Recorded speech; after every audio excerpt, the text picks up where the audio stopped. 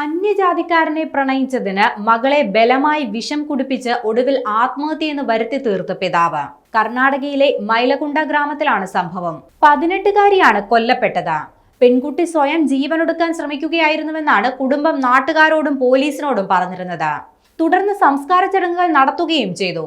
എന്നാൽ മരണത്തിൽ സംശയമുണ്ടെന്ന പെൺകുട്ടിയുടെ കാമുകന്റെ പരാതിയിലാണ് പോലീസ് അന്വേഷണം ആരംഭിച്ചത്. ഇതോടെ കൊലപാതകത്തിന്റെ ചുരുളഴിയുകയായിരുന്നു. സംഭവത്തിൽ പെൺകുട്ടിയുടെ പിതാവ് ശങ്കറിനെ പോലീസ് അറസ്റ്റ് ചെയ്തു.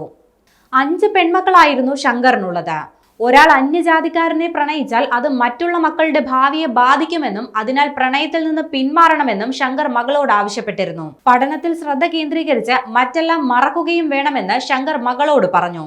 എന്നാൽ തന്റെ പ്രണയത്തിൽ നിന്ന് പിന്മാറാൻ പെൺകുട്ടി തയ്യാറായിരുന്നില്ല. മകളുമായി വാക്കേറ്റം രൂക്ഷമായതോടെ വായ ബലമായി തുറപ്പിച്ച് വിഷമൊഴിച്ച് കുടിപ്പിക്കുകയായിരുന്നു. ചെടിക്കടിക്കാൻ വെച്ച കീടനാശിനിയാണ് ശങ്കർ മകളുടെ വായിൽ ഒഴിച്ചത്. തുടർന്ന് ശ്വാസം മുട്ടിച്ച് കൊലപ്പെടുത്തുകയായിരുന്നു. പിന്നാലെ മകൾ വിഷം കഴിച്ച് മരിച്ചതാണെന്ന് ബന്ധുക്കൾ ഉൾപ്പെടെ എല്ലാവരെയും കുടുംബം വിശ്വസിപ്പിച്ചു. സംഭവത്തിൽ നിലവിൽ വിശദമായ അന്വേഷണം നടക്കുകയാണ്.